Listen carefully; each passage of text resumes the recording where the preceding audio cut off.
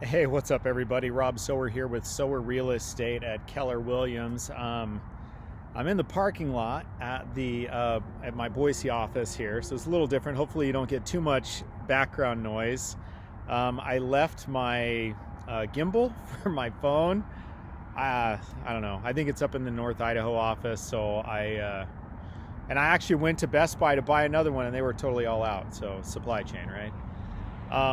Anyway, so hopefully you guys are doing well. I really apologize for this newsletter being so late. This is probably the latest I've ever gotten one out. I know it's been off and on lately, just with everything going on with the two different offices, the one in North Idaho and then the one here in the Boise area. As I mentioned in my newsletter, if I have to pick one thing to happen, it's going to be helping my clients get their homes sold or helping them find one rather than getting the newsletter out. So there you go. Anyway, so let's talk about the market, because I'm having a lot of conversations lately about the market. As you might imagine, things are pretty volatile. Lots of economic indicators. Interest rates are supposed to go up again here pretty soon, so that'll be interesting to watch. But let's look at what's happening here. Quick refresher, like usual. This chart right here that you also see in the newsletter, it's going to show us our last 12 months of all the actives that have been on the market. This red line, how it fluctuates through the year. The dark line is everything that sold that month, and the lighter gray line is everything that went under contract that month. So for August, we had a jump up to 1,602 listings on the market for active listings. Again, this is all existing. And that was up from 1,565. So you can kind of see it's kind of leveling out a little bit here. It's kind of doing this. I personally don't think that that's really much of a market indicator as much of it being a indicator of just the time of year. Because if you look back to previous years, we start to see things tail off a little bit as far as the active listings for August, September, October, going into the holidays and the winter. It's really not that crazy to imagine. So I don't see that as a main indicator of the market as much as it's just seasonal. Okay, then we also see that the active listings the pending listings went down to 526 for August, whereas in July they were at 553. Again, cooling of the market. We're seeing more inventory, less demand, higher supply, lower demand.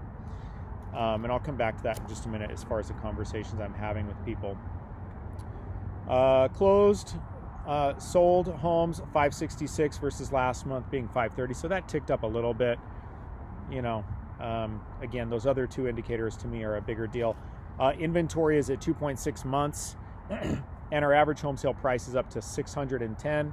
That for Ada County, which is still crazy, and that brings us to a 6.1% appreciation so far for 2022. Okay, so conversations I'm having with people right now. A lot of people are wondering about, interest rates, how that's going to impact things. Should they buy or should they sell? Which, again, I always tell people it depends on your situation. However, I am telling people that if you're a buyer and you can wait, you might want to. And I throw in a caveat there, letting them know that depends on interest rates too. So if you're a cash heavy buyer, it may not impact you as much. If you're leveraged heavily, the interest rates might impact you a ton. My main comment about you may want to wait as far as buying is just because the numbers we're seeing, there's more things on the market, less demand. So that's going to bring prices down, basically. Now, I can't guarantee anything, okay? So don't misunderstand that I'm saying, oh yeah, for sure, this is what's going to happen. That's not it at all. I'm just kind of sharing some of the conversations and what I'm telling people as far as what I see in the market. If you're a seller, I'm advising people to get their homes on the market sooner rather than later, and to be a little bit more aggressive on their price, because things are just sitting longer. And so we're seeing a lot of price reductions, and if you play the price reduction game too much, you can end up selling the home for less than arguably its market value would have been if you went on the market at that lower price earlier, or higher than that lower price.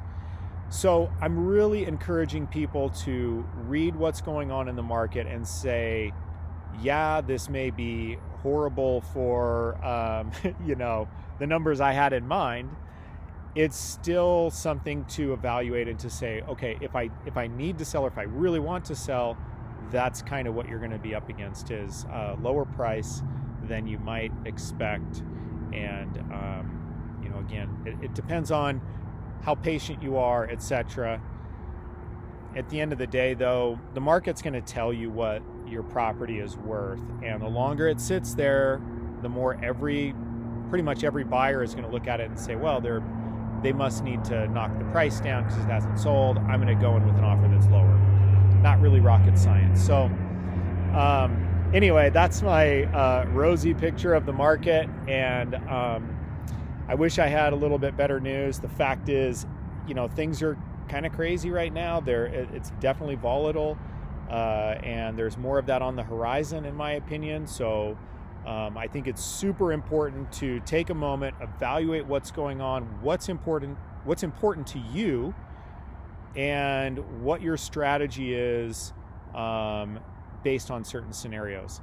Again, those are kind of the conversations I'm having a lot with people, and just trying to help them really flush out what is it that is going to make sense for you, and what if A, B, and C contingencies happen, how are you going to respond to those, and how can I help? So anyway, hopefully that's helpful for you guys, and get out there, try to enjoy the weather while it lasts, because it's going to be changing here pretty soon. All right, thanks, bye.